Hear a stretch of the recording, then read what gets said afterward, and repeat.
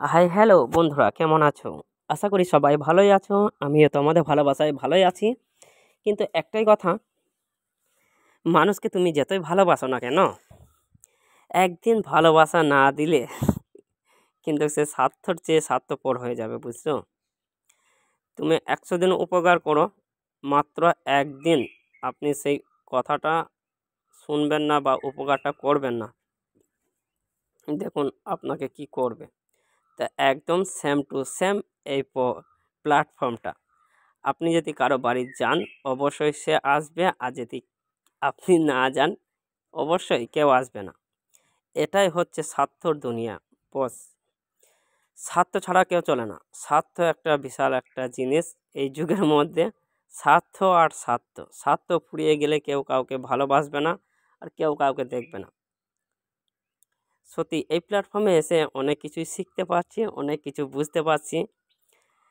জানি না এই প্ল্যাটফর্মে কি কত দূর পৌঁছাতে পারবো।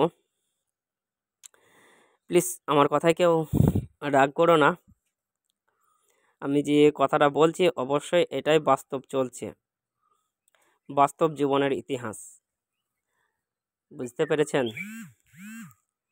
আমি যে গাছটি দেখাচ্ছি, মূল কথায় ফিরে আসি। আমি যে গাছটি দেখাচ্ছি চমলক্ষ, এই গাছটি যদি আপনাদের কারো জানা থাকে অবশ্যই জানাবেন। এই ফলটি খুব লোভনীয় একটি ফল, দেখতে খুবই ইচ্ছা করে কিন্তু খেতে পারি না। আপনারা যদি এই ফলটি পছন্দ করেন বা খেতে পছন্দ করেন অবশ্যই জানিয়ে যাবেন এই ফলটির নামটা কি। আর দেখুন এই ফলটি কিন্তু খুব সুন্দর একটি ডিজাইন মতো দেখতে, খুব কম পরিচর্যায় খুব সুন্দর ফল পাওয়া যায়। পরিচর্যা না করলেই অবশ্যই ফল পাওয়া যায়। দেখুন,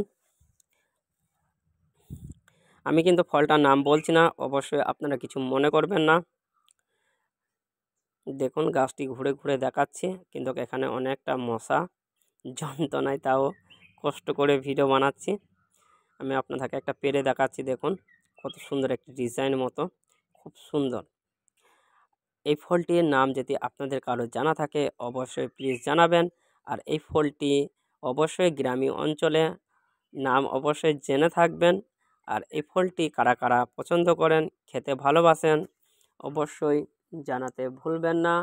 আর আমার চ্যানেলটি যারা ভিডিওটি দেখছেন অবশ্যই তাদেরকে অসংখ্য ধন্যবাদ, এবং আমার চ্যানেলটি যারা নতুন অবশ্যই চ্যানেলটি সাবস্ক্রাইব দিয়ে পাশে থাকবেন নেক্সট ভিডিওর জন্য। আমি দেখাচ্ছি, দেখুন ভিডিও বানাতে কিন্তু অনেকটা কষ্ট, বুঝছেন? আর এই ক্যামেরার সামনে কথা বলা যে চারটেখানা ব্যাপার নয়, ক্যামেরার সামনে কথা বলা অনেকটা বুকের পাটা দরকার, কিন্তু সেই পাটাটা আমার নেই, সেই জন্য ক্যামেরার পিছনে কথা বলছি। সবারই কিন্তু সাহসে কোলায় না ক্যামেরার সামনে কথা বলার জন্য। অবশ্যই আমার কথার মধ্যে ভুল হয়ে মাফ করে দিও।